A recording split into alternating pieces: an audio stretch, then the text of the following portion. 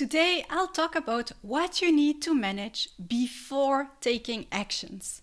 And again, it's not strategy, it's not technology, and it's not your time.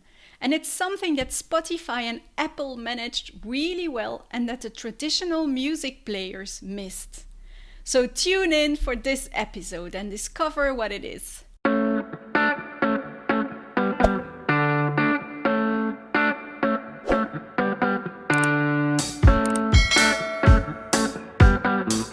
Before we start this episode, I wanted to share something cool. I've helped many organizations and leaders transform. And over the past years, I've discovered several leadership types with different characteristics. And I've developed now a little test, a leadership test, so that you can find out what your leadership type is. And with that leadership test, you'll not only receive your profile, but you'll also get 7 personalized lessons and a roadmap to transform yourself, your team, or your organization. And it will only take you 2 minutes to take this quiz. And remember, I always say this, you don't have to have a team to be a leader. You are a leader of your own life. So this test is for you. So simply go to www.rebelleaderwithaheart.com/quiz or to the show notes of this episode to do the test and to get your personalized lessons. And again, don't hesitate to share with your friends or with your colleagues if you think it might help them too. Okay, let's dive into this episode. So why did many traditional music players disappear while Apple and Spotify became so successful? They built a platform with downloadable music. Okay, but why didn't the traditional music players came up with that idea? Especially since they had a lot of consultants that probably told them that it would be a good idea.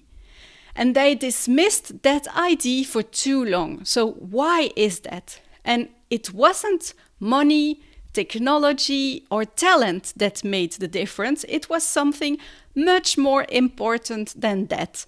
Something that will always precede success or always precede a transformation.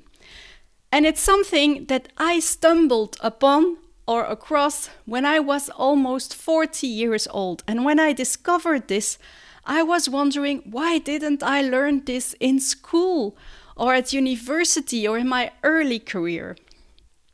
But before telling you what it was, and this is especially useful in these disruptive times that we are living in, but before telling you what it was, I want to explain to you how we function as human beings with the FIDO model. And FIDO stands for fact, interpretation, do, outcome. And I'll illustrate that concept with the music industry. Because at some point in the music industry, people were downloading music illegally. That was a fact. And with that fact, the interpretation of the music players, the traditional players, was that people were stealing music. And with that interpretation, they put actions in place. They did some things. Lawsuits, shutting down platforms, and sensibilization campaigns. And with those actions, they reached a certain outcome. And unfortunately, the outcome was not so good for them because their revenues kept decreasing, and at a certain point, some of them even disappeared. And then you had Apple, Spotify, Deezer. With the same fact, people are downloading music illegally. They had another interpretation. People want a music experience. They want to listen to the music where and when they want. And so based on that interpretation, they put totally different actions in place, the downloadable platforms, and they reached great results. Same facts, different interpretations. And so, as human beings, we don't take actions based on facts, we take actions based on our interpretations or on our mindset. So what should you always manage before your actions? And that is your interpretation or your mindset or your beliefs or your thoughts, because it's based on that you will put actions in place. So how do we function as human beings? Something happens, a fact. Then we will immediately give it an interpretation. Based on that interpretation, we will do something and we will reach a certain result. And because we are very action-oriented, when we don't reach the result we want, we are going to take other actions and do other things. But sometimes you're in this loop where whatever action you take, you don't get the result you want. And that's because you need a new mindset or a new interpretation. And that is much more powerful because suddenly, with your new interpretation, you suddenly see things possible that were not visible to you before. So, what do so many leaders miss to be successful? And that's an appropriate mindset or interpretation. That's what you should always manage before your time. Now, let's come back to the music industry. So when you think about the traditional players and the Spotify and Apple, who had the right interpretation? So who do you think had the right interpretation? And you might immediately think, the Apple and Spotify, because they reached great results. Well, it's not the right question. It's a trick question. Because it doesn't matter who is right. They both were right because people were stealing music and people wanted a music experience. It's not that important to be right anymore in these fast-changing digital times. What is important for you is to choose the interpretation or the mindset that will lead to your desired outcomes. And this again is something that we haven't learned in school. In school and probably in a lot of organizations, it's so important to be right. And a lot of people fight to be right in meetings. No, I'm right, you don't see it the right way. And of course, I always say if you build a bridge or if you want to operate on someone, there you better be right, of course. But in a lot of cases, it's not important anymore to be right. It's much more important to choose the interpretation, the beliefs, the mindset that will lead to your desired outcome. Because then you will suddenly see things that were not visible to you before. And so one other big reason why you should pause, in the previous episode we talked about why you should pause and why it's so important. Well, you should pause to manage your mindset, your beliefs, your thoughts, your interpretations. That is really crucial and will make a big difference in your impact, because instead of working hours and hours and putting many actions in place and not get the result you want, you will suddenly see actions that were not visible to you before. So manage your mindset before your actions. And let me give you another example of this, or a few other examples of this. Imagine now that you realize that something should change in your organization. For instance, the structure of the organization should change. But your mindset or your belief is, well, I cannot do anything about that because I don't have the authority, which happens very often in organizations. So because of that mindset or that interpretation, you will not even try to put actions in place, and of course you won't be able to change anything. And so in the end, nothing happens, nothing changed. And I see that a lot in organization, how many times people say to me, but I can change that. I cannot. It's not my job to do it, or I don't have the authority. Well, I always say, if you want another outcome, you better change that. And even if you don't have the authority, if you believe you can change it, you will take action, you will talk to the right people, and maybe not just once, but twice, 3 times, you will take other actions, you will keep trying because you believe. Now, Just to give you another example, imagine that right before going into a meeting, you got very bad news from a colleague who didn't deliver what was necessary for you to finish your project. And you're very angry. You're really angry, and you get into that meeting with your anger. And something happens in that meeting, and because of your anger, you will immediately interpret this with your anger and start punishing, for instance, another colleague who had nothing to do with your problem. So this is just to illustrate that even your emotions will color your interpretations.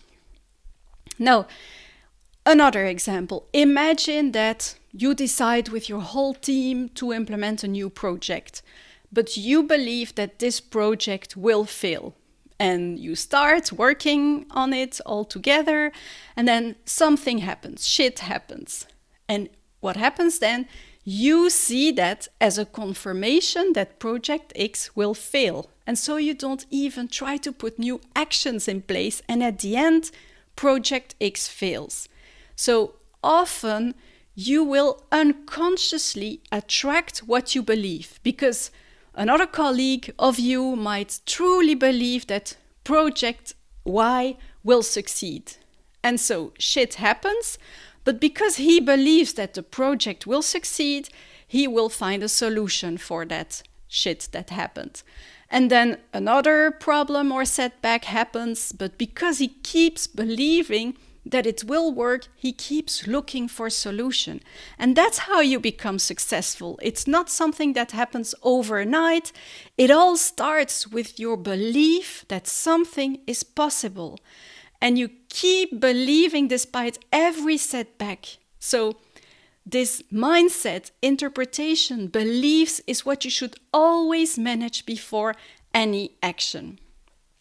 And just go back a little bit with some traditional board of directors that don't see that they need new business techniques and new habits to reinvent their organization. And they still try to put actions in place with the habits and the techniques of slow times, like I talk about in episode number 2.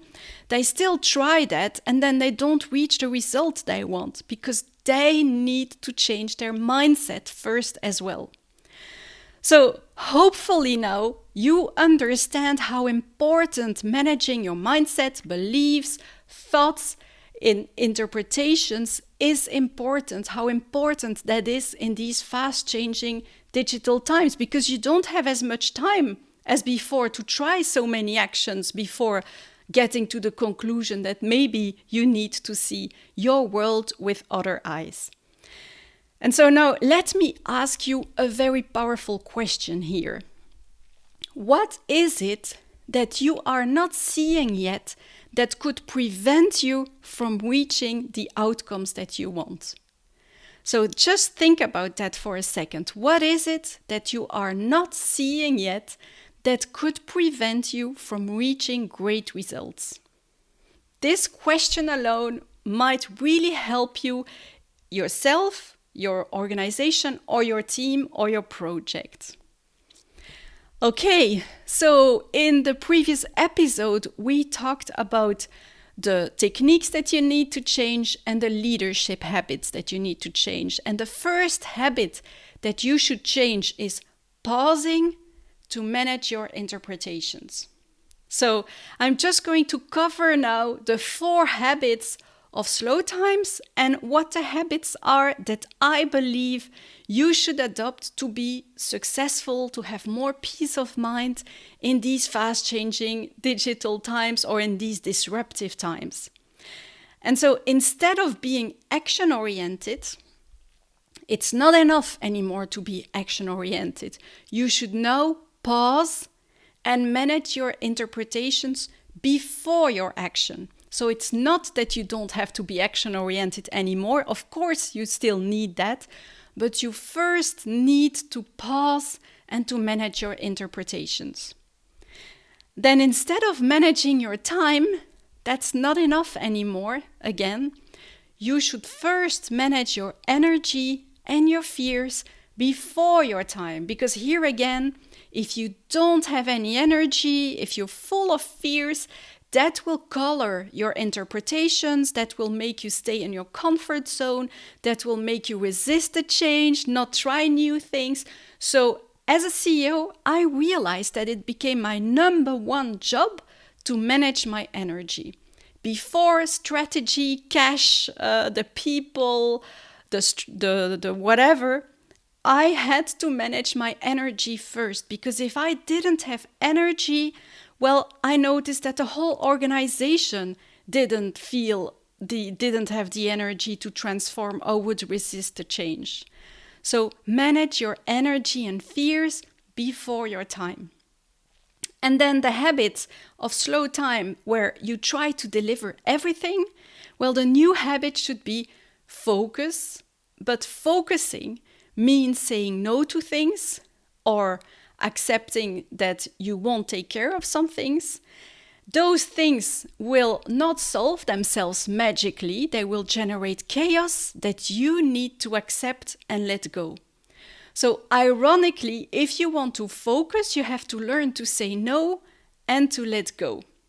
And here again, I was very bad at it, because we have been educated to control things, to be in control, so letting go makes us feel really uncomfortable. But it was really ironic, because it was when I started to learn to let go that I had more control over my results, over my life, and over my organization. So it's really ironic. But a lot of leaders cannot let go. And when you cannot let go, you are not at choice. You don't have the choice to control or to let go. You always try to control, which is not possible anymore. So learn to focus by saying no and letting go. And then the fourth habit is, instead of convincing by talking, I noticed that the problems became much more complex to solve. In the past, as a leader, you could think about a solution and then come back to your team and say, this is what we're going to do, guys. But today, the problems are so complex to solve that you really need a team to solve them. And research shows that the best functioning teams are the teams where you have psychological safety. And how do you get psychological safety? Well, when you listen to each other, when you give each other equal speaking time, and when you listen empathically. And so instead of talking to convince people, I had to learn to listen and to build trust. And that was also the way to empower people. So I'm just going to repeat the 4 habits that I believe you should adopt. The first one is pause and manage your interpretations. The second one is focus. The second one is manage your energy and fears before your time. The third one is focus by saying no and learning to let go. And the fourth one is empower people by listening and building trust. And that's what I have implemented as a leader in my organization that led to great results while working less. That's also what I teach in my programs, not just the theory, but actually how can you adopt these habits? Because it's not just knowing will not get you far enough today.